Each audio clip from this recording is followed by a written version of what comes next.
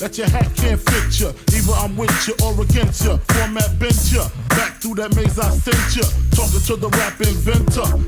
The game type fifth, that flame right. Spell my name right. B-I-double-G-I-E. Iced out, lights out, me and Caesar Leo. Getting for some chick he know. See, it's all about the cheddar. Nobody do it better. Going back to Cali, strictly for the weather. Women and the sticky green. No seat, please. Papa ain't soft, dead up in the hood. Ain't no love lost. Got me mixed up, you drunk them licks up. Mad cause I got my and my forfeit, the game is mine. I'ma spell my name one more time. Check it. It's the N-O-T-O-R-I-O-U-S. You just lay down slow. Recognize a real dawn when you see one. Sipping on booze in the house of blues. I'm going back to Cali, Cali. I'm going back to Cali, Cali, Cali. I'm going back to Cali, Cali.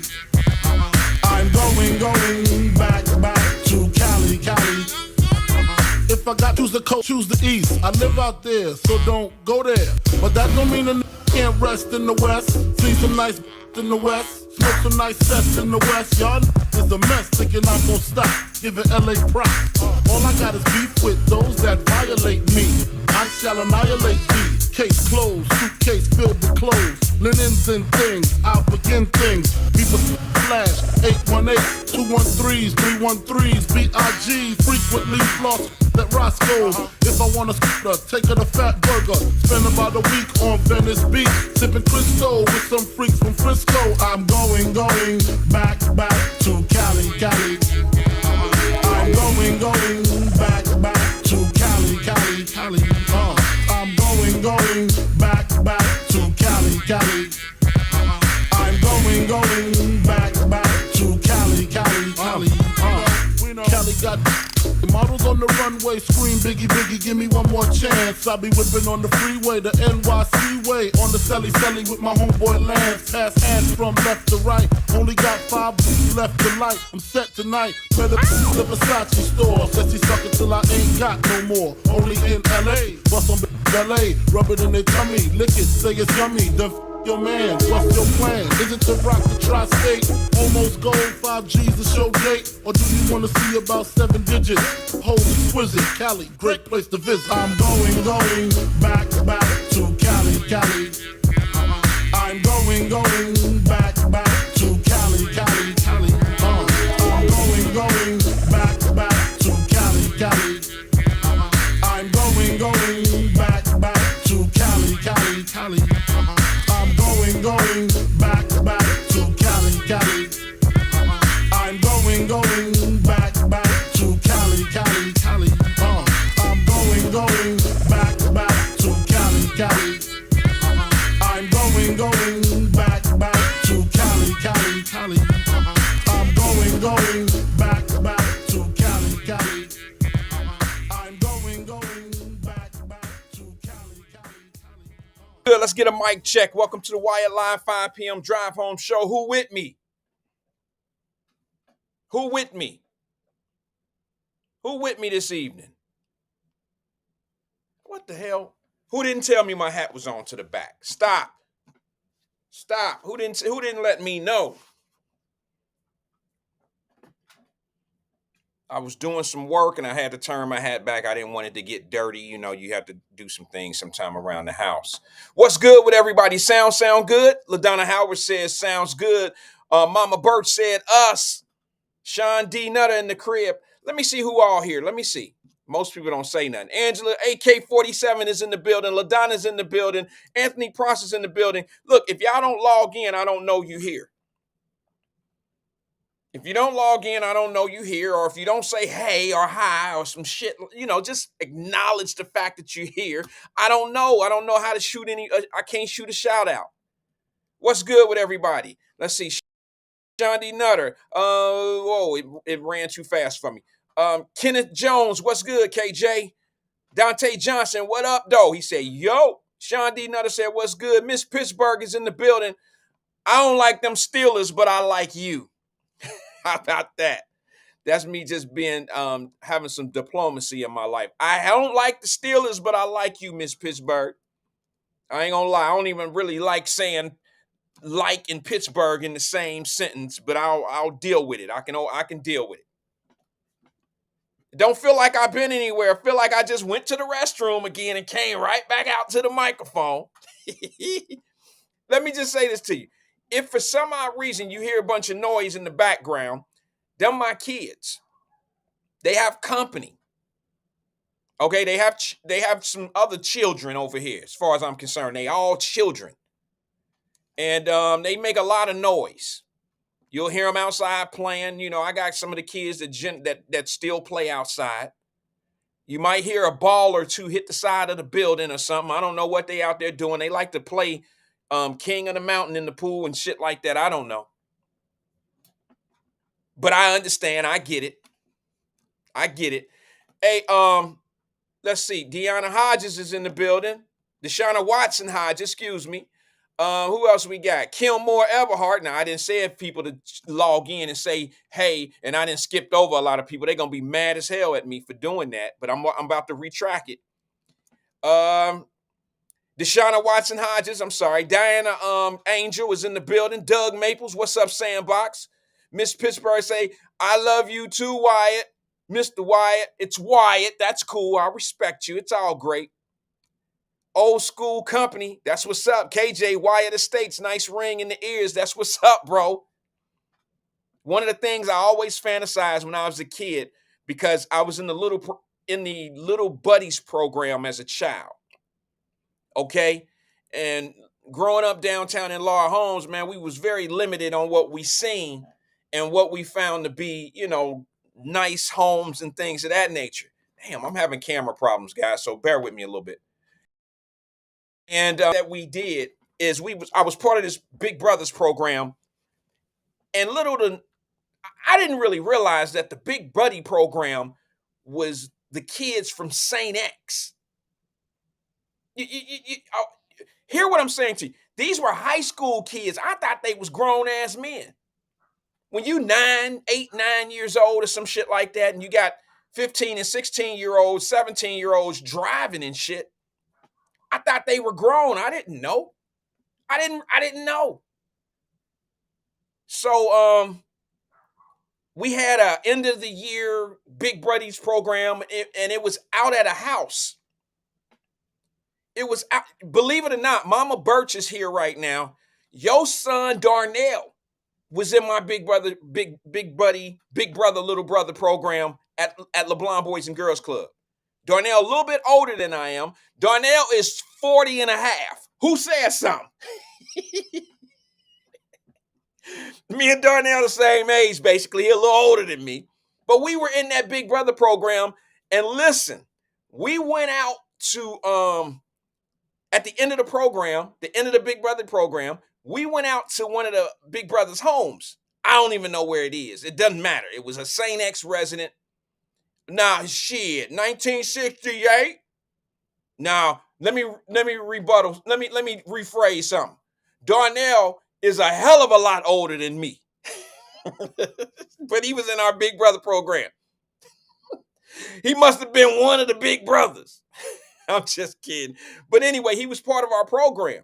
And at the end of the year, you go out to one of the Big Brothers homes or wherever. They go to like a cookout or something. And one of them had it at in this house, his parents' house. I've learned to decipher the difference between a kid's home and their parents' home, because he didn't really have shit. His mom and his daddy had something. I learned that. Anyway, go out to that house. It was a mansion. It was a mansion. Now, this is a weird freaking story. I promise you, this is so weird. If you give me like, I don't know, 2 minutes, it might make sense to you, and you'll see how God works, how God play jokes on you, but he puts you in position to win at the same time. It's just funny how life is a circle. When I was a little boy, I went out to the St. X guy house who was a big brother. He wasn't my big brother, but we all went out there to have this fun, right? I get out there, and guess what neighborhood it is? It's the same neighborhood that Marge Schott lived in. So I'm assuming that must be like Indian Hill, right? So I go out there, we go to this house. It's like a mansion. I mean, it's amazing. It's crazy where there's a gate and then it still take you some time. You got first to take you a minute to get to the gate. Then they open the gate and then you got to drive some more to get to the house. And I'm like, this shit is crazy. This is crazy. I gotta have this. What do I got? How much dope I gotta sell to get this shit? No, I'm just kidding. As a kid, you wanted to know how much hustle you had to hustle in order to get what they had. You didn't see it for what they did to get it. You just want to know how you can get it. How many shopping bags I gotta sell to get this shit? So that's what I was thinking in my mind. Anyway, come to find out, long story short, this was Marge Schott's home or in that neighborhood. Next door was the owner of the Cincinnati Reds. Next door of this home was the owner of the Cincinnati Reds. I couldn't believe it. I'm looking for baseball players and shit. They not coming to the house over there. And I said, people really live like this? I thought it only happened on TV. I said, people live in these houses? I thought that shit was fake. Well, the amazing part of this story is, I would say probably about 30 years later, my daughter goes to that same house, but on the other side, same neighborhood, the other side of the home, she has a friend that lives right next door to the old home of Marge Schott. And they invite me over there sometimes. I ain't always, I'm not impressed with the crib and all. I'm more impressed with the world, how it's the circle of life. Like when I was a little boy, I used to be out there and it was amazing. Everything looked real big. And now I go out there, it don't really look as big as it used to because I'm larger now, of course. But it's so ironic. How do I get right in that same area from when I was a little boy? And the difference is I'm not really impressed with that stuff anymore. It didn't impress me like it did when I was a kid. Now, don't get it twisted. I don't have what they have in their homes. I mean, my daughter go over her friend's house and they bowl, like bowling, like how we have to go get our shit and get ready to go and go rent shoes and all that old shit. They got a bowling alley in their crib. Yeah, I gotta go to what's that place called? Shit, what's that place called? Madison Bowl or some shit up in Cincinnati. What's that place called where they got all the games and the bowling alley and all that in? Yeah, I gotta go there to bowl. I can't bowl in my crib. I might be able to shoot some jumpers, but I can't bowl. I mean, like they got some shit like when you throw the ball down the bowling alley, the pins fall down and they got an automatic pickup and all that. It's a real bowling alley. It keeps score up on the board. I'm like, this shit is crazy.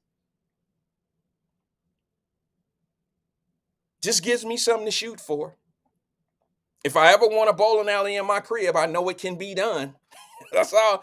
So that's the story about that. I just found it to be funny because all the things I ever imagined that I wanted in life, when you can accomplish it and you can get it, you don't really want it. It don't mean as much to you anymore. You look for different things to somewhat conquer. I'm just being honest. So look, don't put a lot of materialistic things and a lot of shit first on your list of things to do. They will fade out on you. They will fade out on you. Save your money. Save your money. The only thing, what I was taught as a young man by Paul Wyatt, who mentored me. Paul Wyatt, that's Mama David. Paul Wyatt always told me, he said, take care of your sticks. Always take care of your sticks. P-Dub, I call him P-Dub. P-Dub, what the fuck are my sticks, bro? What are sticks? He said, always take care of your crib. Always take care of your house. No matter what you do in life, if you go down swinging and you go down broke, make sure it's because you're taking care of your sticks. Fuck all that other shit that make you look like you got nice sticks. Most of them dudes sleeping on somebody's couch or living with their mamas. I'm going to tell y'all the reason why I go so hard on this program with information. Because God blessed me with someone like Paul Wyatt. I never had a man growing up in my home at an early age. That's why I tell y'all I didn't grow up till I was 30 years old. I know the importance of a man being in a man's life. I know the importance. Let me rephrase what I just said. I know the importance of a real man being in a boy's life, a young man's life. Because it's misdirection that generally sends our kids in all these different routes. But when you get somebody in your life that truly care about you and truly care to see you succeed, you can't fail. I promise you. I promise if you follow the old heads' way of telling you how to do things and they genuinely love you and like you and care what happens to you, you will, it's impossible to fail. I'm not saying you're going to succeed at everything you do, but at the end of the day, you would have accomplished more than you're going to accomplish when you got somebody that's not with you. I can't take credit for what I've done. I put my foot forward, but it took somebody to tell me, okay, step in this direction. Anybody that say they got where they got by themselves, they're a lie. And I would challenge them. And I don't even have to know their story. Somebody helped you get somewhere. Somebody helped you get there. Don't ever listen to somebody talking about it. I did it my way. Yeah, you can say I did it my way. You could have went against the grain, but someone out there somewhere you're not giving credit to, bro. I got a problem with that a little bit. Somebody sacrificed something for you to be where you are. Somebody told you something that you needed to know for you to be where you are. Even if you're still en route. If you en route to where you're going right now, somebody set you in a path. So every once in a while on the show, I say this same thing to my brother, my mentor, a guy I truly love, a dear man to me. His name is Paul Wyatt out of Cincinnati, Ohio. Without that man, I would have never known how to tie a tie. Without that man, I wouldn't have looked so freaking stupid in a corporate setting. We in sales together, and I'm wearing a damn suit, a green suit with brown shoes out of oak tree. Out of oak tree. I look like motherfucking Nino Brown off New Jack City, and I'm trying to be amongst white people in corporate America. I look like a damn fool. I look like somebody that just didn't fit in. I didn't even look like I fit in amongst the blacks that were working there. I didn't have any leadership. I never had a man teach me how to be a man until I met Paul Wyatt. And guess what? Paul already had a family of his own. He already had a wife and 4 kids. I think it's 4. Yeah, Jamal, Paul Jr., the 2 daughters, 4 kids. And you know what? Mama Deb had no problem when I came to the crib. He was the first black man I ever seen with a house like that. Y'all know the reason. I patterned myself after how he lived. I walked in, it was a baby grand piano in his house. I said, I'm getting me one of them one day. Ask Mama Deb if she ever come back to the show. I don't know where she at right now. Ask Mama Deb what I said I was going to do 30 years ago. I said, is that a bear on the ground? The white bear? Did y'all kill that bear? She said, no, it's a real carpet. You know, it was a real, I'm young.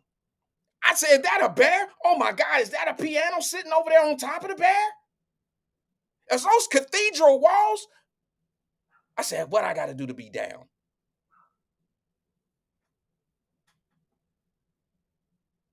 What do I have to do to be down? He said, just be you, young man. Just be you. Do what you do. Do what you do and always know that you can do what you want to do. That's all? That's all I got to do? He said, yeah. He said, absolutely, brother. He said, that's all you got to do, Rand. Just be you and do what you do and stay on a straight and narrow and stay focused. Don't zone off. I said, shit, I've been doing that my whole life. I can stay focused. I hustle shopping bags. Why can't I do some? And that's all it took. It might not be that easy for everyone. Sometimes you got to take a hammer and some other sledgehammers and all type of shit and beat it in these kids' head. But we need more brothers out there to step up like Paul White stepped up for this young brother right here. I looked outside his door. I said, "Is that a swimming pool? What? Yes." He said, "I paid cash for this, bro." I said, "You say what?" Y'all got to understand how I was as a child. I was very impressible. I mean, you can impress me easily with shit that I seen that I didn't know was achievable. Like, granted, Dope Boys impressed me when I was a child. I had no leadership in my mind. I was impressed by the streets. I was impressed by anybody that would I thought in my mind was accomplishing anything. I was kind of like one of them minds that had a lot of power but just didn't know how to use the power. We all know some kids like that. We all know some kids that got so much potential, but they utilize all that potential to just do some shit because they haven't been guided. That's what kills me, man. I promise you. I promise you. I talk to my people that I love. I tell my wife this all the time. I tell my kids, I say, you guys don't understand how fortunate you are.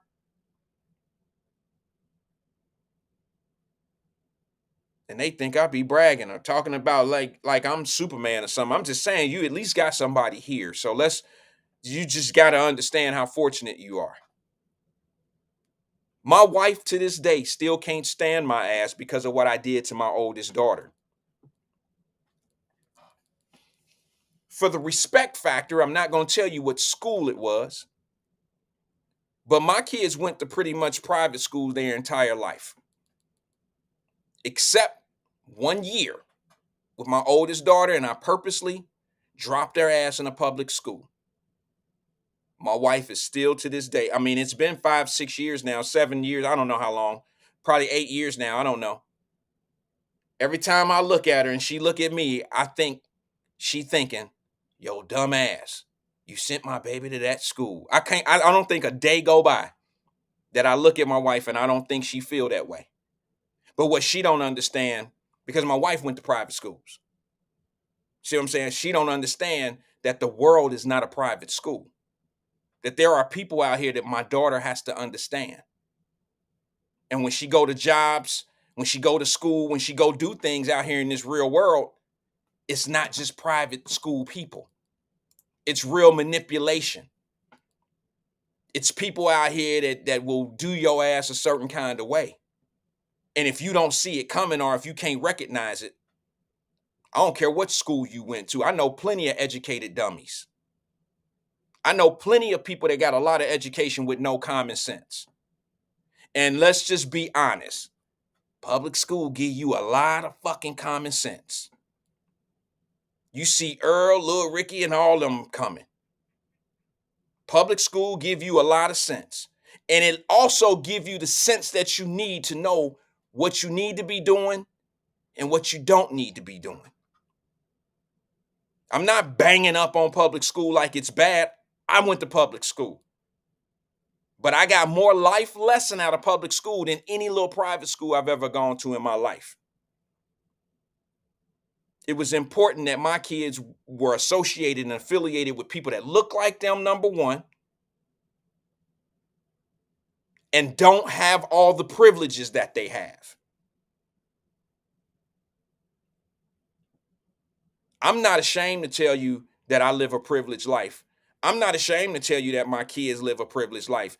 You must be fucking stupid for me to put all that work in over the years and then I'm gonna dumb down my life for somebody. I'm not gonna do that.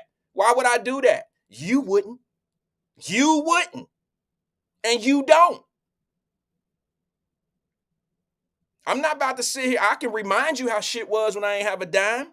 I can tell you all, I can remember it. Do I seem like the type that'll forget? No. But I bet you one thing you don't know about me that I don't have a problem telling you. I bet you don't know, no matter how arrogant or nasty or conceited you may think I am, I'm the same guy that'll tell you right now I filed bankruptcy 3 times in my life. How'd you like them apples? That's what my granny used to say. Yeah, it's a true story. I filed bankruptcy 3 times in my life. One of the times I filed damn near back to back year. You know why? Business. Business went bad. I thought that I could invest in a certain business, I could run it. The business never got off the ground, and I lost a fortune in my life. Whatever you have and you worth, that's a fortune to you. Your fortune is different than someone else's fortune. My fortune at that time was $7,000 that I had saved up, scraped together, and thought I was going to go into a business on my own. I failed. I failed severely, heavily. My wife looked at me and she shook her head and was like, "You gonna get a job now or what?" I said, "Yeah, I gotta get a job. I'm gonna do what I gotta do until I can do what I wanna do." I hated the job, but I got a paycheck.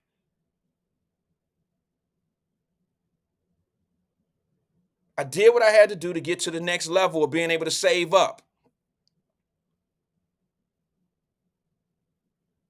And I didn't take anybody out with me. The reason why I lost is because I made sure everybody got paid. I didn't go bankrupt with a bunch of money. What a lot of people don't understand is because you go bankrupt don't mean that you're broke. It's just a relief of paying the bills to the people you owe. Bankrupt in certain businesses is pretty much a strategic move. It don't mean you're broke. It just means that you're not making the money that you need to make in order to make your net, to make your payments. And if you have a consistent group of months or quarters, is what they say, you qualify, to file bankruptcy if you can prove that you can't settle these debts on your own. I failed, y'all. I failed. I was 20 years old, 21 years old. Fell off the horse, worked for about 6 months, gathered up about, I think, $2,500 and was right back at it. Damn it. $2,500 to me was a lot of money. What's my next thing? I don't even remember exactly what that next thing was. I was in school. I was in school at the same time. I know that.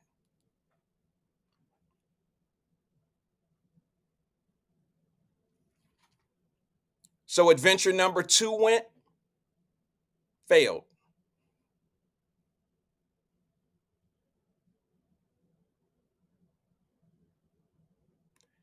Venture number 2 and venture number 3 happened at the same time. Well, right back to back. Not same time, but same year. Back to back. Failed.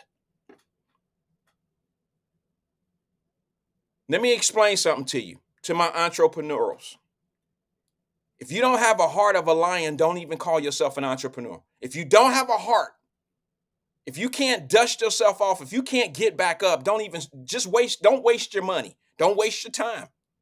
How honest can I be with you? If you can't stand to take a loss, don't play the game. If you're afraid, nothing's wrong with being afraid. Nothing's wrong with being afraid, but fear makes you make different type of moves. Fear does not allow you to take risk. Risk make champions.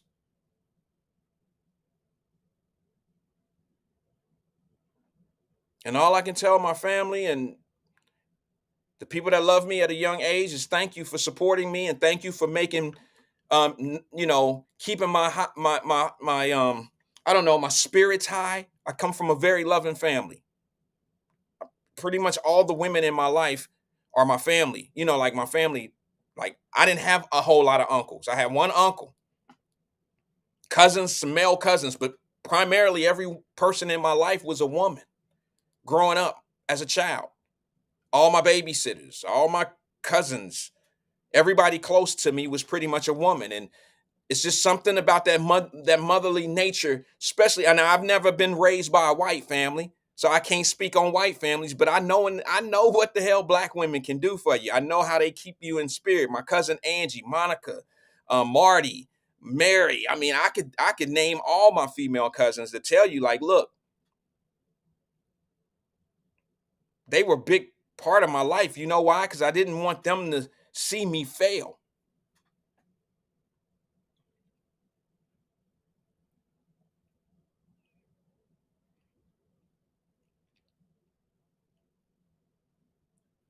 Um,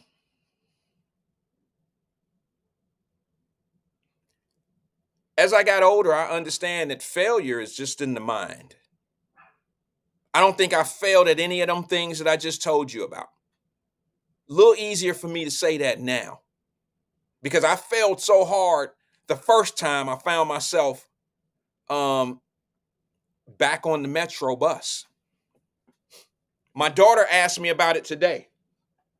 My daughter asked me, "How did you know about the car? How did you know about the car business, Dad? I heard you talk a lot about the car business. You talk about financing and all that. People call you about bank financing to get car. What? How do you know about all that stuff?"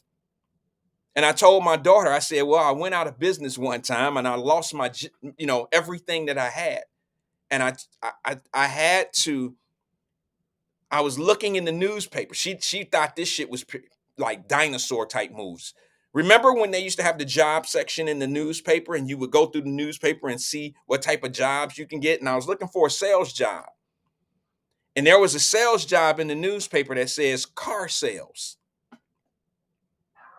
I didn't even own a car, but I was gonna get in car sales.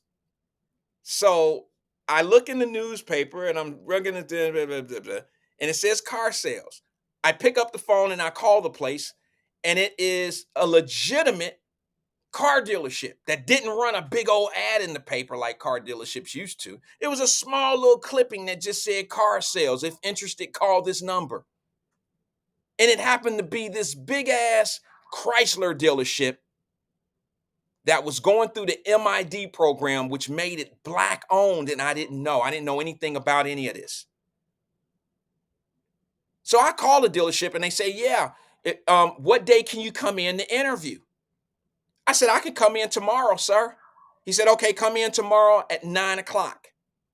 Folks, this was 30 years ago, 35 years ago. And I remember it as if it was yesterday. I'm what am I, 19 years old or some shit, like 20, something like that. I call, they say, come in tomorrow for an interview. Guess what I got to do? I put on my a green suit from Oak Tree that I thought was double-breasted, but it was double-breasted because it looked like a Nino Brown suit from New Jack City with the MC Hammer type pants. And then I put on the Oak Tree tie. It was just as fucking stupid as the suit was. Then I put on my MC Hammer shiny suit shoes. They was just as crazy as the suit and the tie. Then I put on my white shirt. You know what I mean? It was supposed to be like a silk shirt. It was just as crazy as the suit, the pants, and the shoes. Then I put on the socks that matched the tie. And that was just as crazy as y'all get the picture. All the shit was crazy. The whole shit was crazy. I didn't know. I didn't have a man to tell me that ain't corporate, bro. That ain't how you go. But I thought I had my shit together.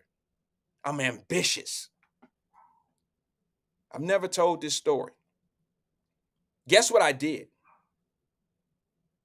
I was living with my grandmother at that time. I didn't own a car.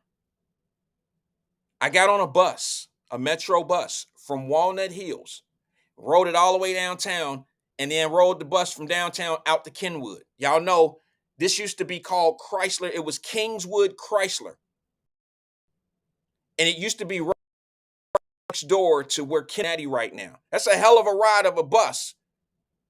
I had to ride 2 buses to get there. I get to the dealership. I interview. I'm a very good interviewer. Okay. Like I can be very influenced. I can influence them that I'm the guy for the job. I could sell you something. I was just a good guy when it came to sales. So I get the job, long story short. And he says, when can you start? And I said, I can start today if I have to. He said, no, son, you come in tomorrow fresh and ready to go. So I said, okay. And for the next 6 months, I got my ass on the bus every day. I owned 3 oak tree suits. So I had 3 suits to my name, all of them crazy. I had one hunter green. Y'all know that dark green. It was the one in the window in Swift and Cummins at Oak Tree. I got the one that was in the window. I had the dark green one. I had the navy blue one. And then I had like a black one. They all was shitty, but they were what I had. And I rode the bus for the next 6 months to that job, doing what I had to do. Saving my money, learning that this black man who owns a multi-million-dollar dealership, a Chrysler dealership, a black man owned this. I've been told we can't get no shit like this my whole life. I've been told that.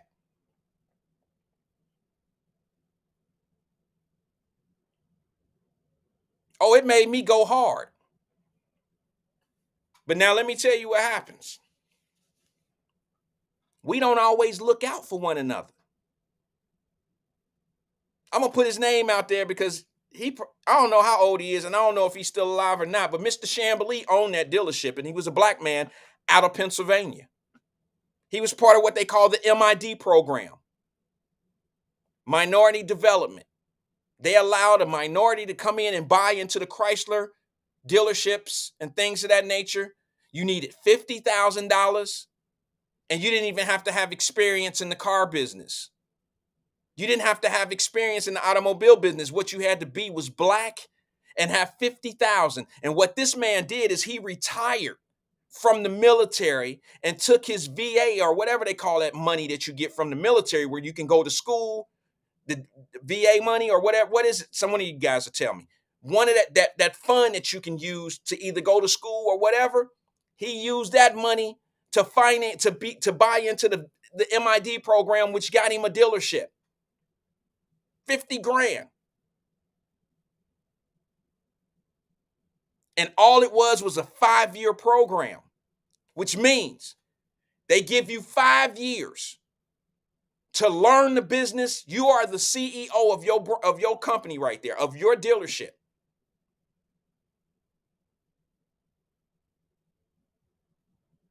They give you 5 years to learn the industry. You own that spot, but it's still corporate owned, so they give you the corporate support that you need, allocation of inventory, floor plan, the whole 9. I learned more about business by just watching, asking no questions because Mr. Chamblee was not trying to help me. He didn't give a shit if I made it. He didn't care. I'm going to tell y'all something that's dear to my heart. I went to this man and I said, these white guys are out here talking about you. You know that brother turned on me? As if I'm the one who insulted him and called him all these names and shit because I don't know why I even went and did that, but I appreciated him and I looked up to a man that didn't even know me. Motherfucker. They out here calling you names and shit and I'm overhearing it and I'm coming to you giving them bonuses. And I'm sitting here trying to help the back end grow. I couldn't believe it. It shattered me.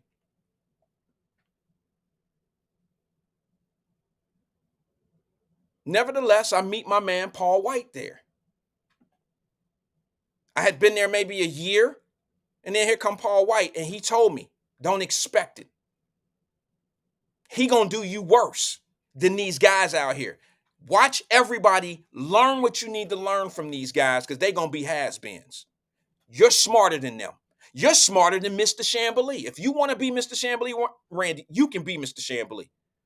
Mr. Chamblee never told me that. Paul Wyatt told me that. The man in the big office upstairs with the flush chair with the real fine-ass white secretary, he's not the one that told me, young man, you can be like me one day. It took Paul Wyatt to tell me I could be up in that big office like he's up there one day. This is why y'all see me shit on a lot of leadership. I'm sorry. This is my truth. This is why you see me somewhat of a bitter man, if you want to call it that. I'm not really bitter. I'm just honest. My truth is just too deep for some people. They just can't handle it because I tell the truth about the shit you need to know. I do. If I can say the same shit about some people that y'all love that aren't black in Cincinnati that found out some things about me and my ability to do some things. They don't want black people like me around them. I'm just being honest. And y'all know I don't play the race card. I don't get into that shit. Y'all know me. I say we all equal and we can all do the same thing. I say that every day on this show. But I can also tell you there's a certain individual in Cincinnati who needed me gone. He can't be around this shit. Them black people will all follow him. If them black people start following him, they ain't gonna need me no more. I swear on my grandmother's grave that shit happened. There are some people that want you dependent on them. They'll take a loss. I had a man take a $20,000 loss dealing with a black man. He knew he was going to lose the money, but he'd deal with that black man, lose $20,000 so he can talk about him, rather than doing business with me, and I can match the money that you put up. You put up 10, I put up 10. You put up 20, I put up 20. But you rather fuck with somebody you know gonna lose. He gonna shit about him, and you can continue to have my community by the balls. Oh Lord, I thought I'd never talk about this. And then I had a brother that I grew up with from the sandbox. He an English Woods dude. Came and told me something deeper than y'all can ever believe. I put this on my grandmama. He came and told me, he said, I can't tell you the person's name. I'm telling you what was told to me, and I know it to be true. He said, man, that man came and now this is a man coming to tell another man not to deal with me because I am worse than a white man. You better watch that Wyatt guy. I ask you, sir, was that after you went in and found out my business affairs? You seen my ledgers? You seen what I was capable of? So instead of trying to do me in with the books, you did me in with my community, with my people. You tried to make them believe that I was worse than a white man. How dare you do that? Who does that? Who go to a community and tell a black community, watch him, he's worse than a white man? See, I'm telling y'all, if you only knew the shit that I go through, that I've been through, the things that I've seen and been through, it ain't nothing like what you've seen. I've been where you've been. I've been through the little ground floor level racism and shit like that. But the true racism is the divide. It ain't nowhere where you think it is. It's all political and it's all economical. It's about power. One day, maybe when I'm on life support, I'll tell you the person's name. And how I know this to be true is because I have white affiliates. The black ones were good enough that told me. The black ones are good enough that told me. I believed them right away. But when it came to the people that I trust, who handle my books and my money, and they came and told me that they got an inquiry from a certain person, I'm like, you no need to explain to me why. I understand why, and I know why. Guys, I'm going to be honest with you, it fucked me all the way up. It just made me, it confirmed to me that this is not, it's not the people you think it is who pushes the racism in our communities. It's not who you think it is. It be the people that want to control black people. It be the ones that want you to be dependent on them, dependent on them. I promise you. I promise to God. Why would you do business with someone that you know gonna fail and you know you're gonna take a loss? Because it's not about the loss. It's not about the money. It's about the power you now possess over a person that can't match what you can do. You can't have that same energy with a guy like me, because whatever you can put up, bro, I can too. Or you can go auction some of, you can go, you can go sell some of your shit. But what you can do, sir, you found out I can do the same thing you can do. So now your move is to manipulate my community. And if y'all really think hard, if you know me and you know what I was dealing in, you know what I was part of. If you put your mind to what I'm telling you, you'll know who this person is.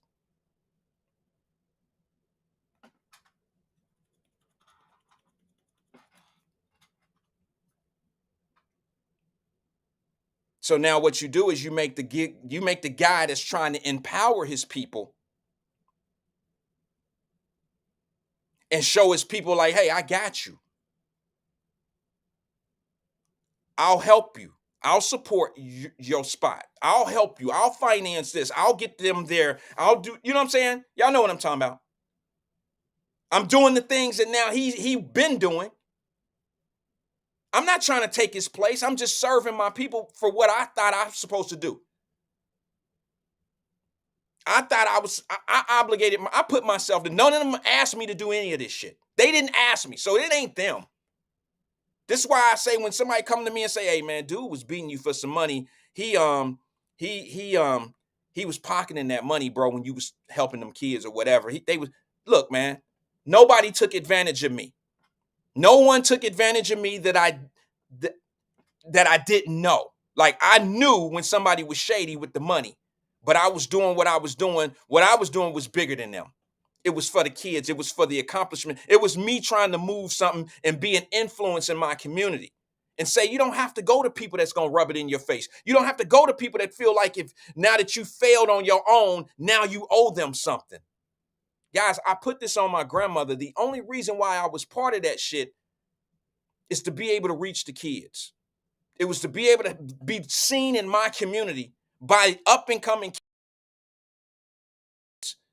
you want to be. That's why I took hundreds of thousands of dollars worth of loss. And if anybody wants to challenge it, feel free to come see me in my books. Feel free to come see me.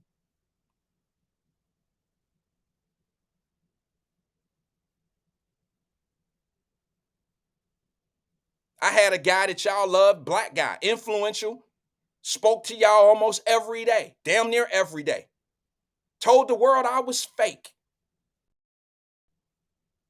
Never said that about one of the white dudes that was going to help him finance his project. They wasn't fake, but I'm fake. Okay. Well, you rock on. You picked your horse. Now you ride it, motherfucker. You ride it. You ride with them. I got stories that will debunk all this bullshit about these white folks, these white folks. We got so much divide amongst each other. I done made more money off white people than I've made off black people in my entire life. So don't sit back and say, you got to be black owned to make the money. You got to put the sign up there. I don't mean any disrespect when I say this. I'm just trying to be as real as possible. So some of y'all will wake up and say, fuck it. I'm about to open up that cafe I've been wanting to open up. And I'm going to open the motherfucker up in Mason if I feel like it. I'm going to open it up where every dollar is green. Every charge card is Visa or MasterCard. Every debit card is accepted here.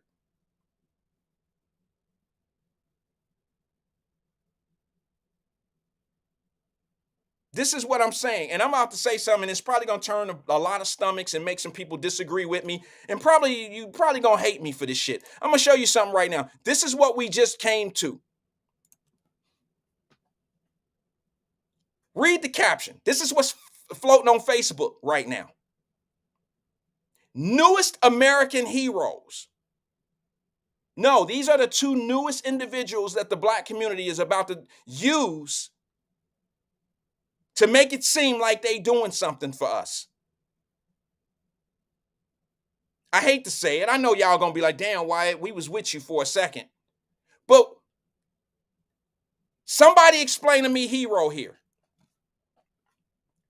Which one of them is your hero now? Which one is Batman and which one is Robin? Newest American heroes, just in case and just time. Let me take that down because I really am disgusted at this shit. I'm tired of getting used, and I'm tired of watching my people get used and abused and manipulated, and the people that they use get a little bit of position, and the rest of us sit back and wait for their position to trickle down to us, and we get something out of that. It's amazing that it's a cycle. It's amazing. And some people right now disgusted at me for telling this. They disgusted at me. They absolutely disgusted at the fact that I would do that.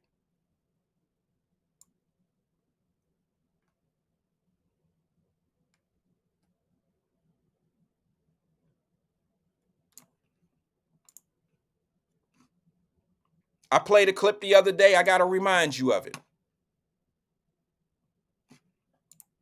I got to remind you of it. Here are the newest American heroes. My brother Phillips, B. Phillips, he messaged me today and say, hey, they got reinstated. Of course they did. I seen that coming. I seen that coming. So you see the little young guy on the right side with the afro. That's the young man on the afro. That's the new Martin Luther King speech holder, where the speech made absolutely no sense because he said, I don't know how long this Saturday gonna last, but Sunday is coming. Okay, I'm not laughing today with it.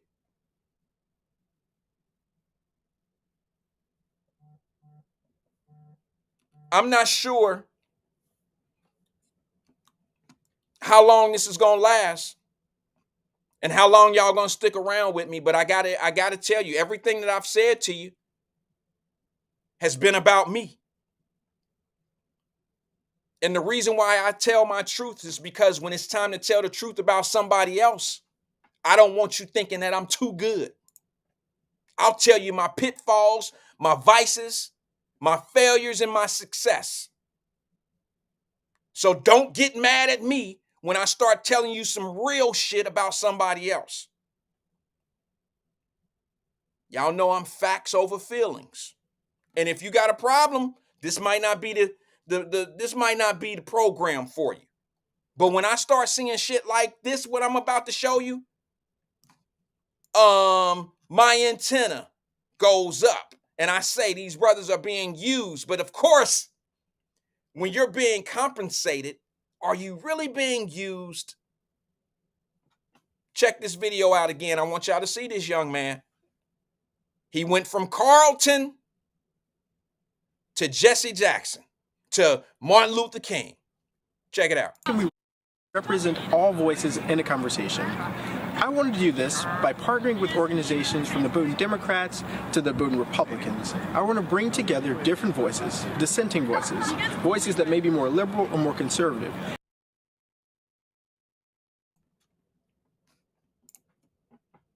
Y'all do know what I just played you is the same little brother with the afro. The afro. Y'all heard Carlton. Conservatives, brother. How much do you bet that this young man come from a two-parent home? How much do you bet his mama and his daddy are highly educated and he grew up in the suburbs of whatever city he's from? How much do you bet? I'm willing to risk it. I don't know for a fact. But how many brothers you know from the hood speak like that? That brother English is top notch. And what I mean by that, I don't mean any disrespect. I'm saying he's on a college campus where he definitely had to have the grades to get there to it don't look like an Ivy League school. I don't know. But look at who he's talking to. And he's talking bipartisan talk. And he's talking to white and black people. And he's as articulate as you can possibly be. You go from that to sounding like this. in order that we can reach a point of sort of the radical middle. Seemed like the NRA and gun lobbyists might win. But oh, that was good news for us. I don't know how long this Saturday in the state of Tennessee might last. But oh, we have good news, folks. We've got good news that Sunday always comes.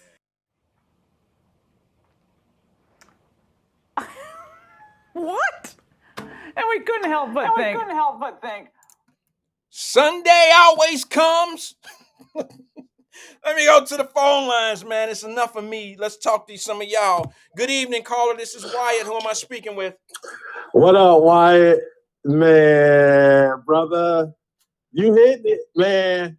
These two brothers, I'm telling you, they on the move, Wyatt.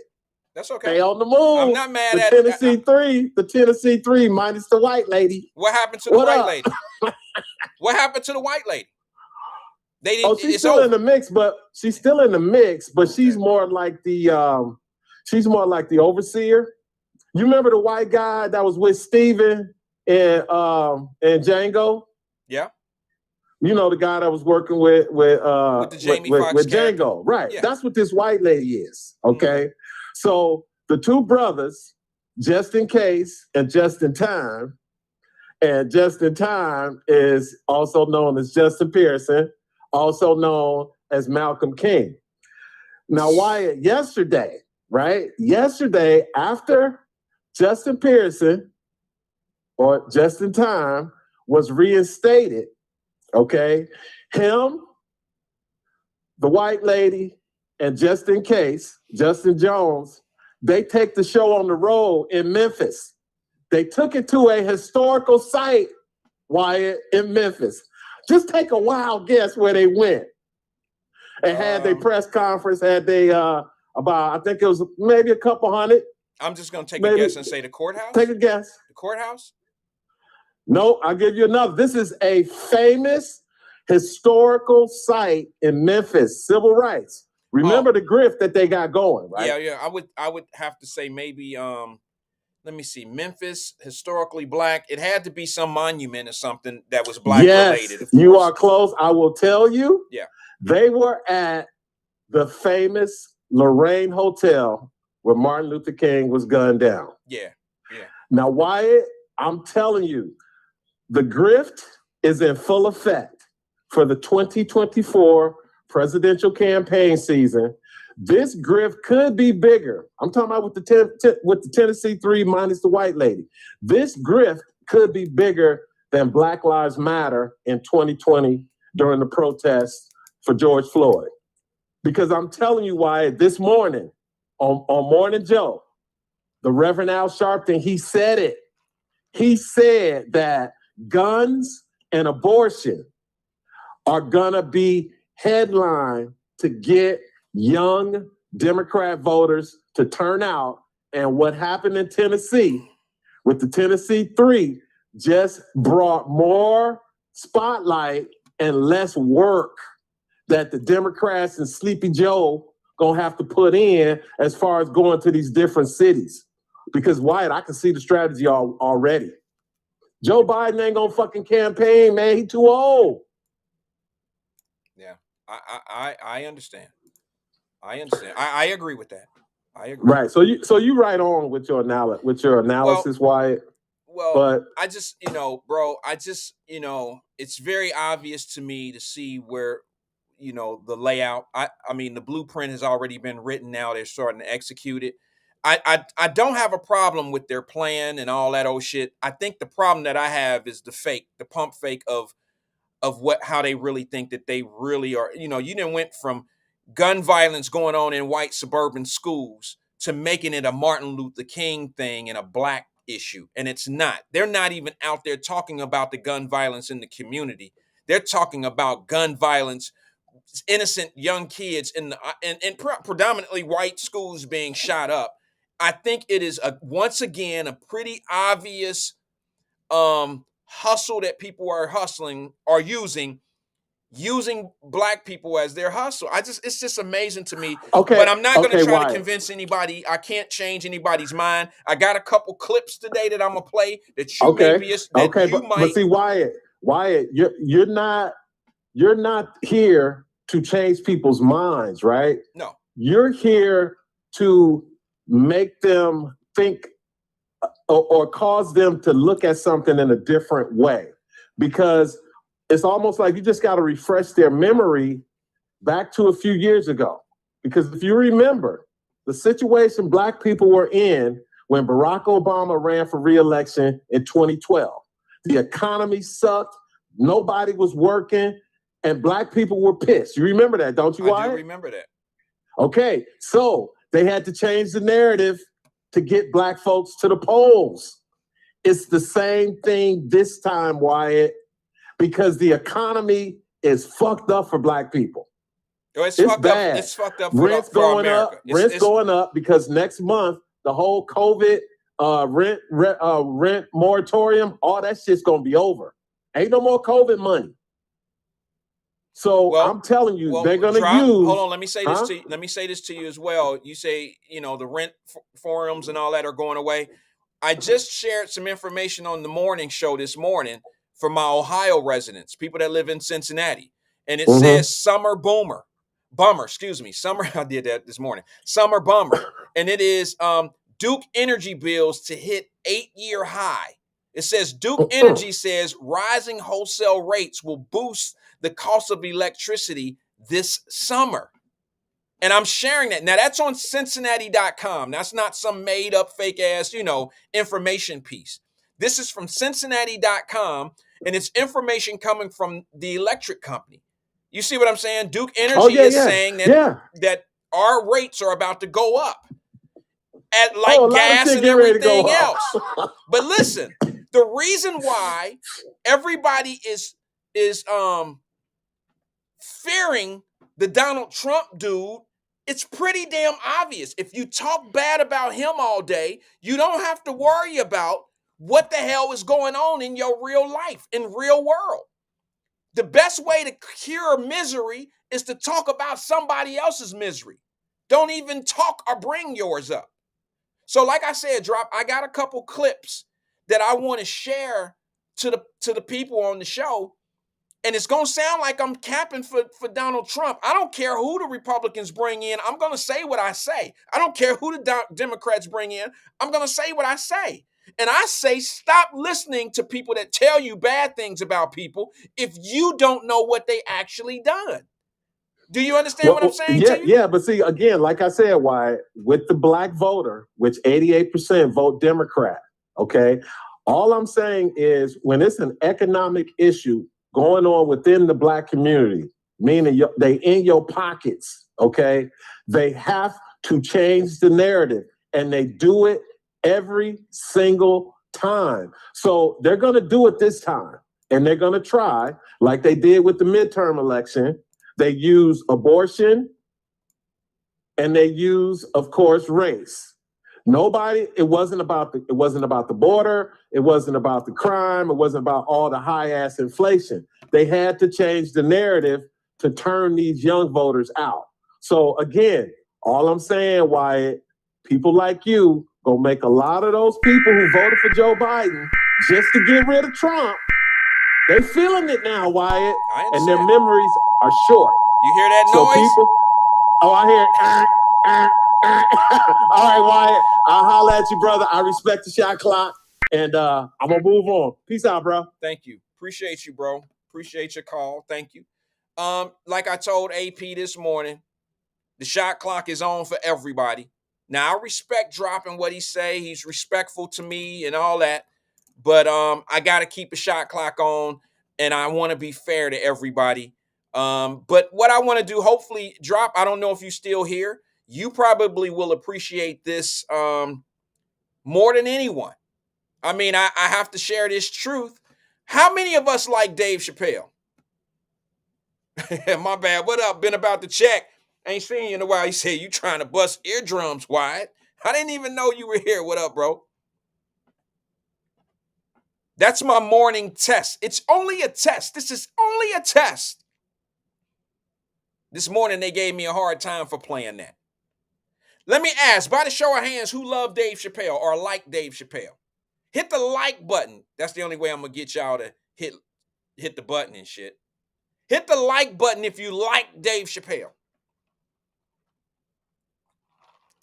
Come on now. Dave Chappelle out here killing their ass. Ain't he telling the truth? Ain't he telling the truth? Is Dave Chappelle telling the truth when he talking out here? Yes or no? Because I'm a Dave Chappelle fan. Damn it, how do I hit the button? I'm a Dave Chappelle fan because he's not afraid.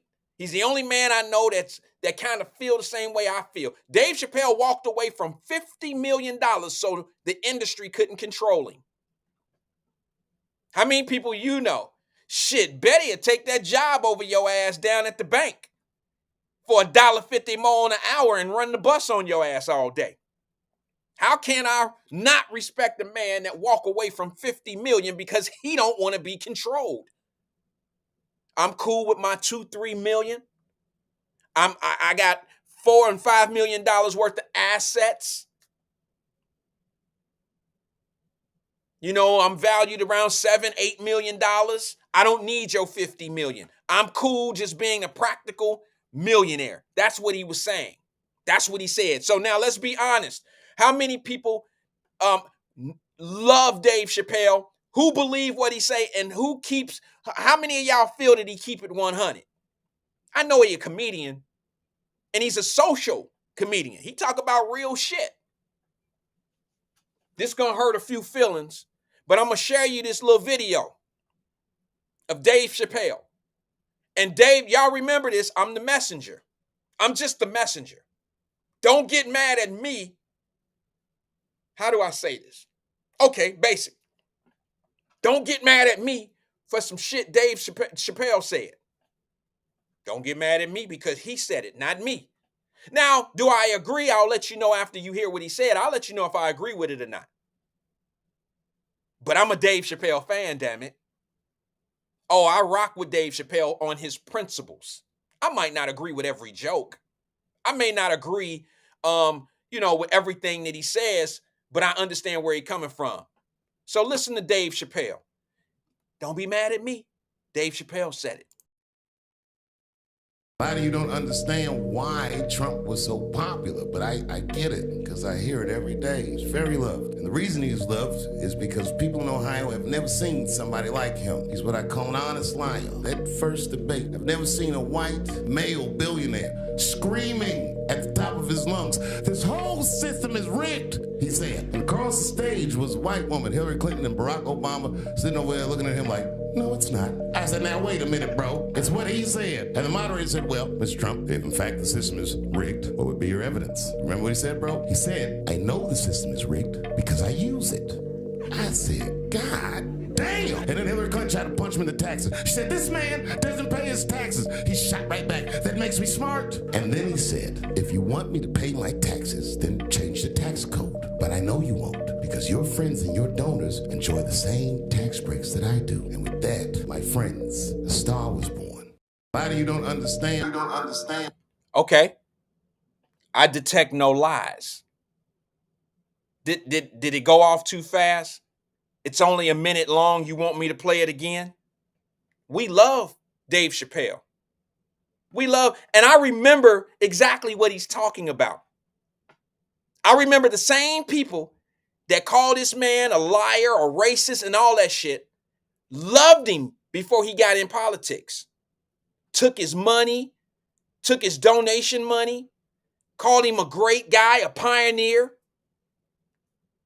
called him all these great things, looked up to him, stayed in his businesses, the Trump high rises and all that old shit, praised him. He didn't become a devil until he got in politics.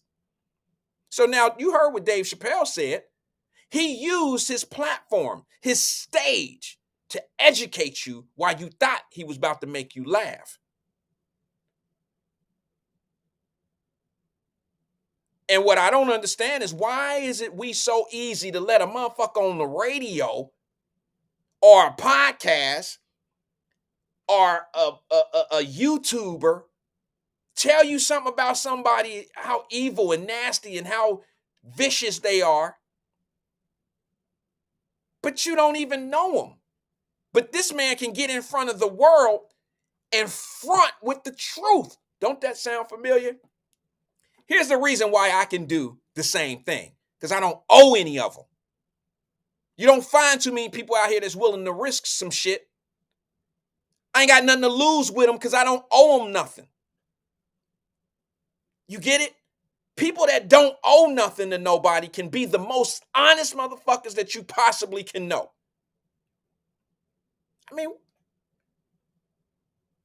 what they gonna do to me? I don't owe you nothing. You can't do nothing for me.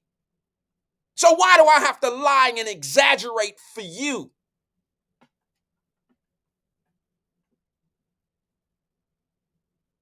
My people more important to me than you. You lying, trying to make somebody else ugly and a devil and all that so they will have to depend on you is more important for me to fix than me running in these circles so they'll yell my name in the sky. I'll make my own name popular. I don't need your regular round the way people making my name, putting my name up in lights. Damn it, I've grown to the point where I can put my own name in lights if I want to. I don't need your community leaders to do that shit. I'll become my own leader and move my own community. That's the difference between people that love to be cherished by people just because they just want to hear their name.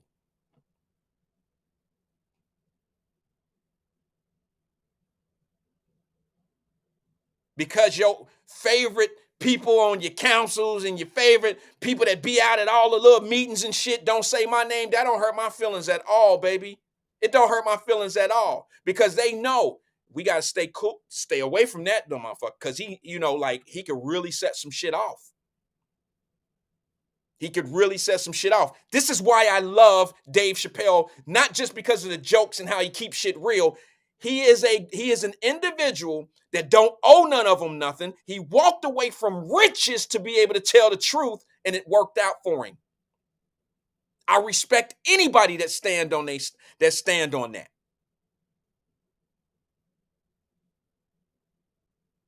So what y'all gonna do? You gonna cancel? You gonna cancel Dave Chappelle? You wasn't canceling him when he was saying LGBTQ shit. You didn't cancel him when he was going in on saying some Jewish jokes. So now you gonna cancel him because now he telling you the truth about some shit that he witnessed, I witnessed, you witnessed it, but now you want to get motherfucking amnesia. You want to have amnesia to the truth and remember all the bullshit. Who living like that? I got to give it to you again so it'll sink in. And then I got another one. I got a brother that me and him fuss and fight about shit all the time. Dr. Umar Johnson, we see eye to eye on 92% of the things. But it's just some things we don't agree with. But I got one that I want you to understand. Him and I are like this on this issue. But before I play him, I am going to play this same clip again for those that may have missed it or didn't kind of tune in and listen from the beginning, because it's very short. Listen to it again, and then I'm going to bring in my brother, Dr. Umar Johnson, on his opinion on this same matter. A lot of you don't understand why Trump was so popular, but I get it, because I hear it every day. He's very loved. And the reason he's loved is because people in Ohio have never seen somebody like him. He's what I call an honest liar. That first debate, I've never seen a white male billionaire screaming at the top of his lungs, "This whole system is rigged," he said. And across the stage was a white woman, Hillary Clinton and Barack Obama, sitting over there looking at him like, No, it's not. I said, now wait a minute, bro. It's what he said. And the moderator said, well, Mr. Trump, if in fact the system is rigged, what would be your evidence? Remember what he said, bro? He said, I know the system is rigged because I use it. I said, God damn. And then Hillary Clinton tried to punch him in the taxes. She said, this man doesn't pay his taxes. He shot right back. That makes me smart. And then he said, if you want me to pay my taxes, then change the tax code. But I know you won't, because your friends and your donors enjoy the same tax breaks that I do. And with that, my friends, a star was born. A lot of you don't.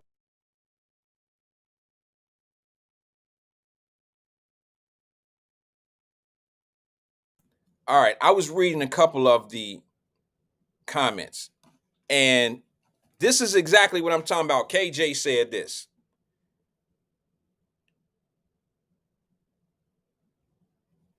Kenneth Jones, KJ said, drink 16-ounce Clorox. See, KJ, I got love for you, brother, but you know that's the nonsense that people put out there that made it sound like he said for people to drink Clorox. I heard what he said when he said it. Now, here it is. If somebody wants to be foolish enough to think what he said meant that, to drink it, I can't help you, bro. I mean, I can't help nobody that feels like that's what he meant. I know he was describing to a doctor. Can't we come up? This was before the COVID shot and all that was ready to go. He said, can't we come up with some type of way of getting rid of it? Like wipe it away, like using Clorox? That's not saying everybody get a needle and shoot Clorox in your veins like it's dog, like it's fentanyl or some shit. I can't respect when people make up shit like that, because I seen memes. I seen people on CNN talking about it like it was what he said. I seen MSNBC. I seen Joy Reid. I heard Perm in the suit. I heard all my people who were being used to talk down on somebody. They were virtual signaling. They were using that. And it wasn't that. If people took the content, took it to that place, I'm sorry. I can't agree with it. I can't agree with him saying, I heard him. I heard when he said it live. It's just like when he was on Fox News the other day and he did his last, he did a what was that? He did an interview with one of them guys. And he told everybody, I spoke on this a little bit this morning. He told everybody on that little interview, he made the world know that the president of China and Putin, the president of Russia, are smart guys. So you complimenting them, Mr. Trump, makes it sound like you honor them.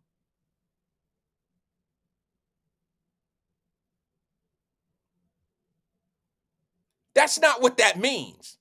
He's being honest and saying these two motherfuckers are smarter than what we got going on right now. That's why they're controlling the economy. That's why they got some things going on that we not even talking about.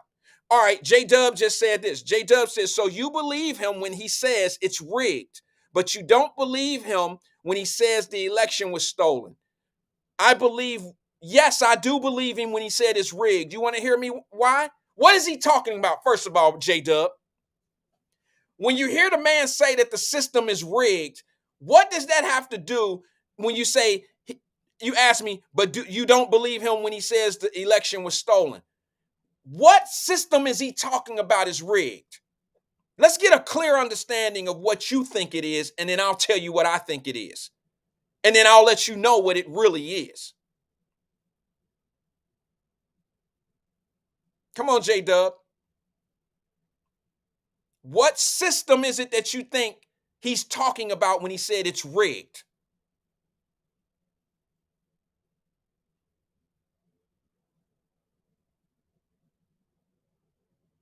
Mama Birch said government system.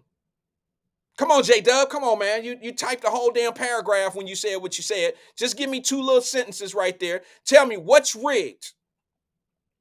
Ross says it's rigged for business. Kenneth Jones says voting. What system was he referring to when he said the system is rigged? Somebody else, come on. J-Dub, where you at? Come on, bro. You made the comment. You brought it to the table. Now it's time to eat it. Let's go. You served it. Now I'm returning the serve. Let's go. Give it to me. What system is rigged? What is he referring to? Not what you think is rigged. What was he referring to when he said the system is rigged? Come on, J-Dub. Tell me now.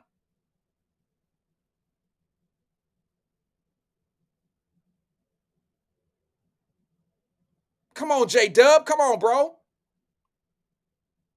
Come on, man. Don't pick and choose when you want to say something. Say something and stick with it. Let's get it. Come on, bro. What system was he referring to? See, this is what I don't like. I don't like when people shoot shots. I don't like when people throw rocks, create bullshit, misdirect the point. Wait, whoa. You saying he's saying J-Dub is saying my position is he's right on both points. Oh, you're saying about the system and then the voting. Well, let me say this to y'all. I'm not with this Trump fella about this rigged voting shit. I don't know enough about the voting booths, the voting machines and the mail-in balloting.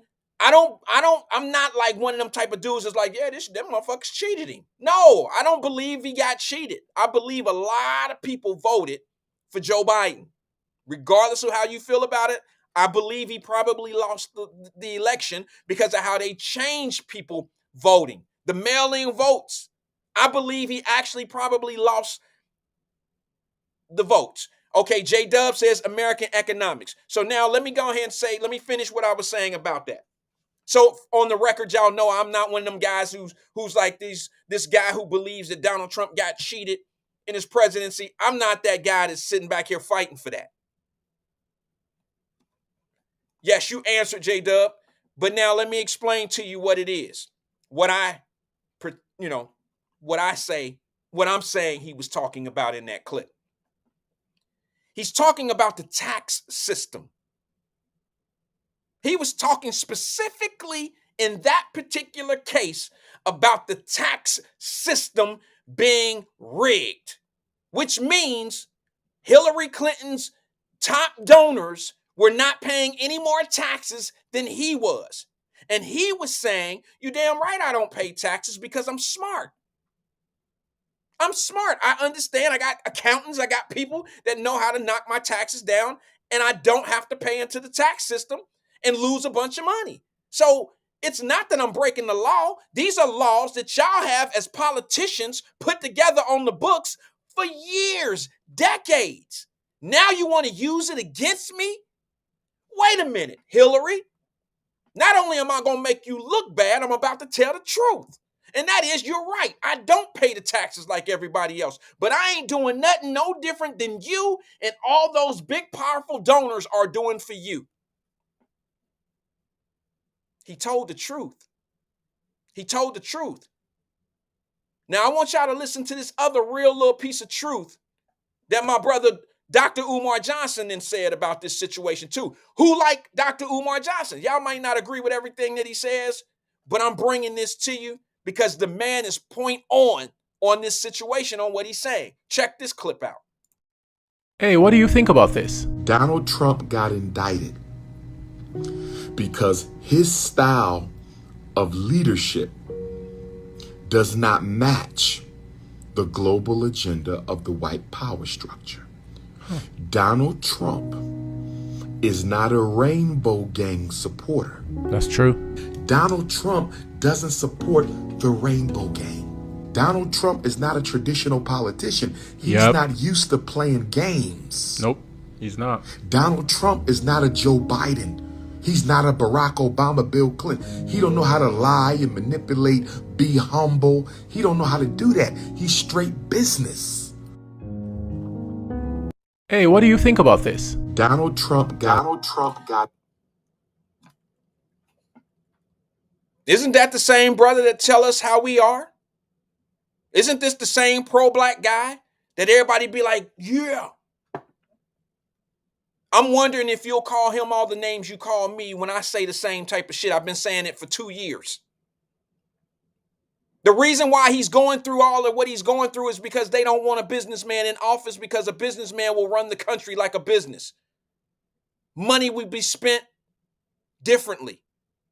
The reason why everybody call him a racist and call him all these horrible names and keep them on his tongue on black radio and black podcasts, make sure on MSNBC and have every black person putting in the ear of other black people that he's horrible and all that old shit. There's your reason right there. The reason why they use a black DA to get an indictment when no other white person, white DAs, the white government, no one else will file an indictment on him is because they use a black man to do it. They don't care about his future. They don't care that after this shit go away, that he's going to be on the chopping block of a civil lawsuit. They don't care about that shit. They using his black ass. They using him right before your eyes. And they using your black radio people.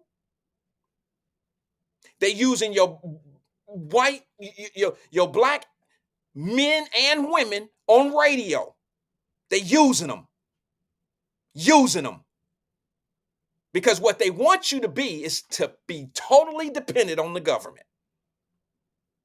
That's their that right there, folks, whether you like it, this shit or not, that's your democracy. Why do you think they got in your mind now that this man is trying to he's trying to end democracy? What is democracy to you? You think democracy is freedom? It's a freedom of choice. But guess what it's the choice of? Who's going to be your boss? Who's going to lead us and who's going to be in charge of us? What does democracy mean to you? I said this yesterday. I'm not going to keep on going over it. I'm not going to keep on saying the same thing, but we getting down to it. What does democracy mean to you? Democracy means the same thing that the white dude told the brothers about me. See, I'm freedom. You looking at freedom. You looking at a man that don't depend on them, that don't depend on their dollar. I'm freedom. People don't want you to be free, so what they want you to think is I'm the bad guy. If I teach people freedom, if I promote freedom, then you can be something bigger than them. If I teach you how to be independent and not worry about what the fuck they doing with their little short ass checks, then they can't control you. If I can match the money that he put up, y'all got to be here earlier to know what I'm talking about. If I can match the money that this man putting up, then he can't control me. But as long as you can be controlled, then you can believe in democracy. And I know it's some people right now saying, Wyatt, bro, you just capping way too hard for these dudes, man. Are you trying to sit here and tell us that we don't supposed to have democracy? That's the American way. You just said it. You actually just said it. Democracy is the American way. And that's what kept that's what kept people dependent on America. You know, how I can prove it is, remember when the Republicans took over the House and they had the guy that they was voting for, and some people voted for, I don't know, guess his name is McCarthy or something like that. And the Republican Party was divided. The Democrats were looking at that as chaos. And look at how divided the party is. They don't even have a proper leadership. All that old shit that, they were laughing. Joy Reid, CNN, Al Sharp, all of them were laughing. Look at them. Ha, ha, ha, ha, ha.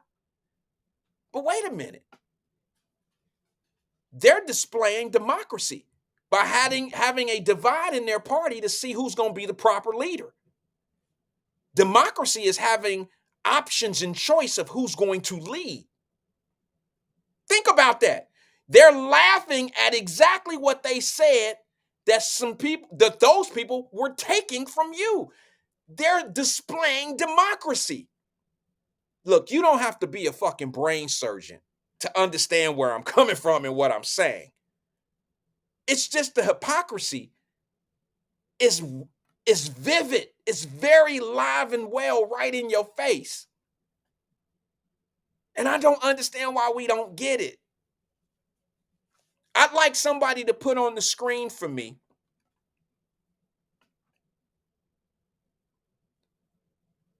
what's the one thing you ever heard come out of Trump's mouth that made him racist? No, I ain't talking about what CNN reported. I'm not talking about what the lady that live around the corner that be up in the windowsill and be like, oh, them people, I don't like them people in Trump, that motherfucker. I don't want to hear what Kamala Harris said because she ain't never said nothing that made him racist. She didn't have to say anything because everybody believed what was coming out of her mouth, even when she said, well, you know what he said. You know what he do, you know. No, be specific. Tell us something. Put it on the screen. Somebody tell me, what did he say specifically about black people where black people could feel like that man is a racist?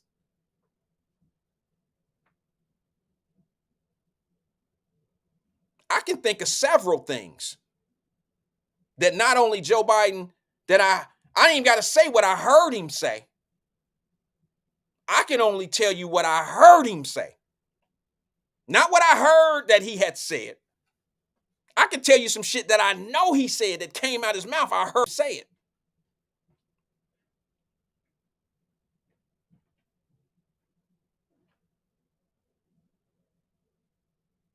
I'm just curious. All those chaos agents out there that love to call the radio station and they love to call this man a racist. I even heard somebody say some shit like, well, the Park 5 in New York, that was some racist shit he did. Really? 5 black guys that said they committed a crime. Trump puts a sign up, a billboard, spends his own $25,000 to put a billboard up to say, convict them guys. Send them to jail for the rest of their lives. He did that after those guys. He wasn't in the interrogation room. He didn't make them plead guilty. He don't know what happened in that room. He just was being vocal towards something that the media printed and said, hey, they have pled guilty to these charges. If I wanted to blow $25,000 for the young boy who shot up the black grocery store up in Buffalo, if I wanted to spend my $25,000 and put a billboard up in Buffalo and it says something like, hey, the guy who went into the grocery store and shot up all those people, lock his ass up or for 20 years and then put him in the chair. Bring back the electric chair. If I want to spend my money to say that, does that make me racist against that kid? Because he's guilty of a crime? I'm just curious. So that's what you got? Is that he made a billboard? He paid his money to put a billboard up because the crime in New York was sky high? And he spent his own money to say, hey, start locking these guys up. We don't want our women. We don't want people. We don't want ladies and shit, kids being raped in the parks. Because regardless if it was those 5 that did it, they did it or not, somebody did it. The action still happened. He's not the investigator. He's not New York police. He's not the one that set the tone. If they did something illegal to get a confession, how would he know that? All he's seen is they made a confession. I'm still waiting for the racist comment. I'm still waiting to hear what the racist comments are. Because I got a bag of them that I heard Joe Biden say.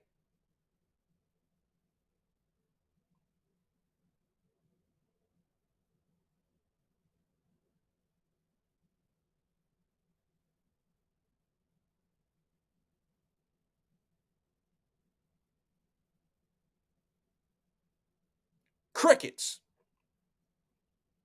Crickets. I hear your leaders in the community. Some of them went to jail, coming back talking about fuck Trump. Wait a minute, you went to jail. Fuck you talking about? No, not fuck him, fuck you. Trump ain't promised no, he didn't get voted by black people and he told them, now I got your vote, fuck y'all.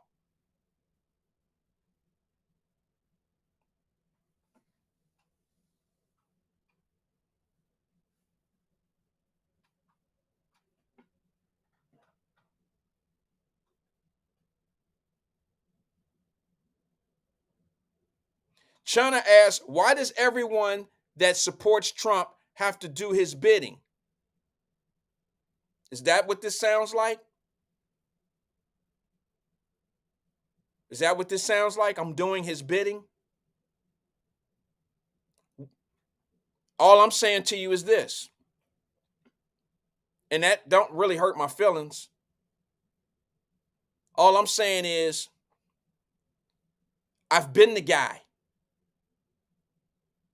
I've been the guy that they talk bad about who was looking out for his own people, and people made me out to be the bad guy when all I had was good intentions. Shauna, let me ask you something. Do you listen to radio in your city? She said yes. She said yes to what I said before that. Do you listen to radio in your city? Because I think a better question would be, and I respect your question to me, but a better question would be, why does my radio station talk about Trump all day? Why is it so important for them to talk bad about somebody versus talking good about the guy that they put in the office? See, that's a red flag to me when you got to convince somebody how bad somebody is before you start convincing them how good the guy is that's in position. For me, look, let me ask you something, Shauna, and I mean this with respect. I'm assuming Shauna is a woman. Shauna, if you were a man and y'all not doing well, you and him on the rocks, and I see you and we bump into each other, and this is a hypothetical, and I'm trying to steal you from this man, what would steal your heart more? Me telling you how great I am and what I can do for you, or us being at the grocery store and I'm talking and I'm telling you how fucked up he is and he ain't shit? I wouldn't listen to him. He ain't nothing. He a cheater. I don't know. I mean, I'm assuming that this is the shit that you're going through with him. So I'm just going to feed up on the negativity to sway you away from him and bring you to me. I would think that you would want to hear how great I am as an individual. Speak up on myself. Why would me talking about how bad he is make you want me more?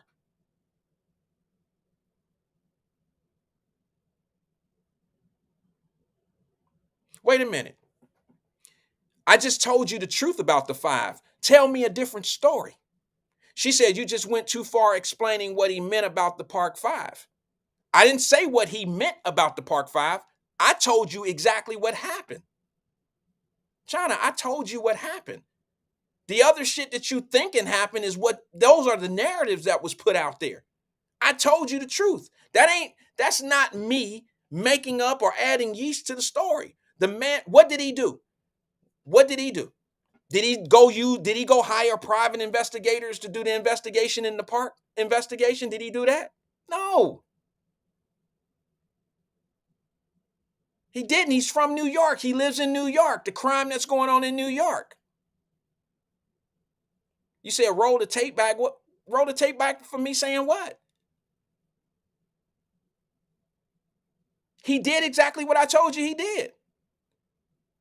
He paid for a billboard and said, let's keep this crime down, lock their ass up for the rest of their life. After they pled guilty to the charges. If I want to do that with my money, with somebody that committed a crime in my city, if I want to spend my $25,000 on doing something like that, it's my prerogative, right? I could do that. He chose to do that with his money. If I want to say something in my city about my city council and I want to spend the money to do it, then damn it, I should be able to do that. As long as I'm not using profanity, I should be able to express myself if I want to spend the money. If a lot of crime is going on in my city, like it was at New York City that time, if it was going on in Cincinnati like that, and I want to spend my $25,000, like the brothers that shot down on Main Street in that crowd and 9 people got shot, when they caught them and they was found guilty, I could put a billboard up. So the prosecutors in the city of Cincinnati, if I want to represent I could put a billboard up if I want to spend my money, and I could say, nobody needs to be shooting in a crowd of 9 people. Lots of lives at risk. Crime has to stop in our cities. Lock their ass up forever. That's my prerogative to do that, but I ain't spending my $25,000 on that. And if you call that me bidding or whatever it was, you say I'm bidding for Trump or whatever it was, I'm just telling you reality and facts. You don't have to believe me. I'm just telling you what happened. Now, if you want to believe all the other shit that is attached to it, be my guest. I'm not here to change your mind. I'm just trying to give you the information.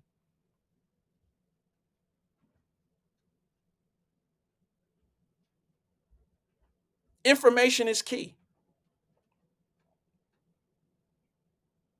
Information is the subtle key to everything that we're talking about. Dr. Umar Johnson just told you the only reason why Trump got... Okay, so now, if I'm bidding for him, Dave Chappelle's bidding for him, Dr. Umar Johnson's bidding, these are all people that are conscious black folks. We all look out for our people. You can't tell me that Dr. Umar Johnson ain't for the black people. You can't tell me that.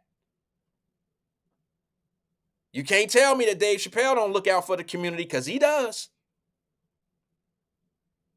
You can't tell me that. And the reason why I brought those clips is because I don't want y'all mad at me. No, I'm just the messenger. I just put it on the platform so you can hear it from the people you love. Because we always hear the other side they always get people that we respect and love. They always bring them people over to send you messages. So what's wrong with hearing a different version from someone you love of that person that you've been catered, you've been set up to despise them?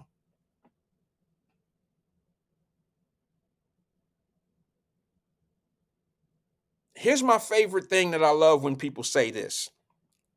I love it when they say this.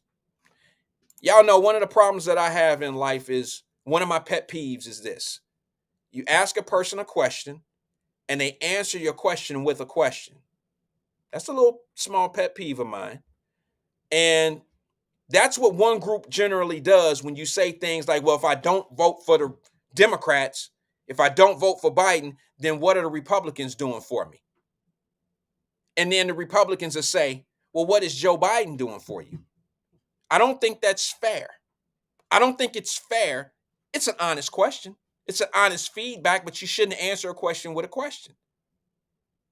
I think that if a Republican is asked, well, if you don't want us to vote for Joe Biden and we vote for Trump or whoever the Republican rep is, what is the Republican Party going to do for us? I think the Republicans should be able to step up and answer that question. And then after you answer the question, then you ask a question. I think that's fair. I think you get into a shit match or a pout match when one says, well, what have the Democratic Party done for you? And then they say, well, what has the Republican Party done for you? See, you're never going to get to a solution to whatever you're talking about. That's just 7th grade back and back forth bullshit.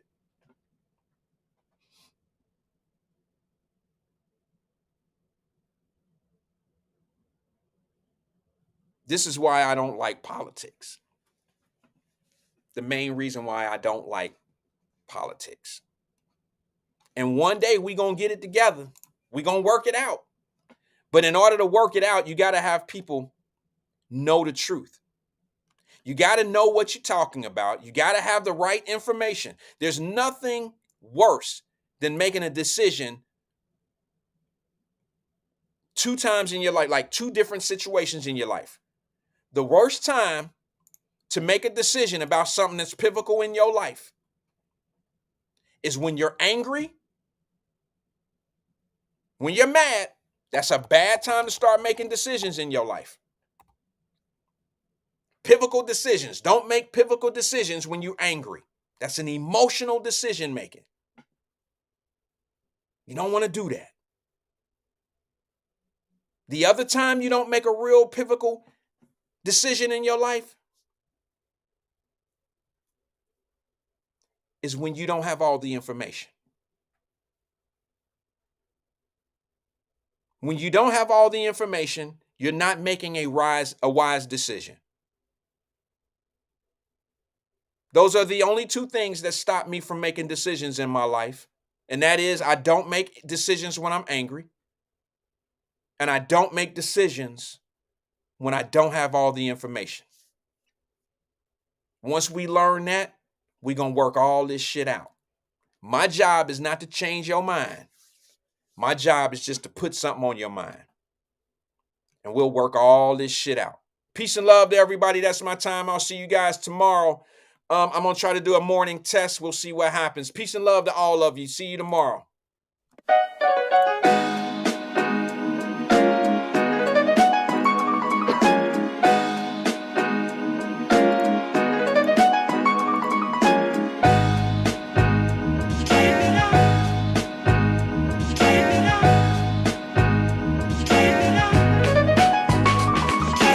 Find chalk line and put the needle to the climb. Representing one kind, seeing eye for the blind.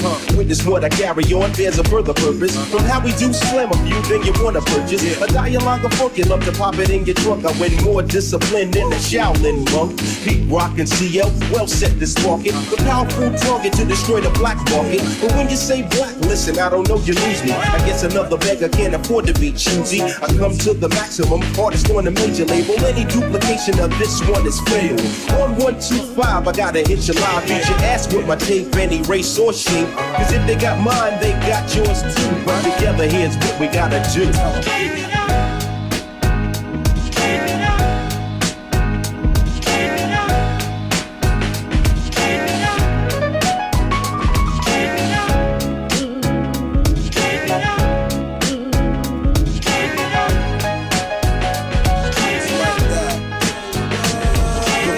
See, I pass on fluency for high rates. Every time we sample over pastime greats, stick it in the SB 1200 beat. I make a loop, lovely way to troop in the Lexus group. Just a little bit set to make a whole lot happen. The musical inside my rapping, written by the CL, produced by the PR, and any credit that you heard thus far. A start from scratch to the bassline's critical, better than the original who first made it. Now you wanna sue me, but fans never boo me. Believe I know the times we've been broke too, G. Here's another sample clear, see you get the hell out of here like a bootleg. You're open for the year. You only get the credit where the credit is due. So listen, what I shout out is true.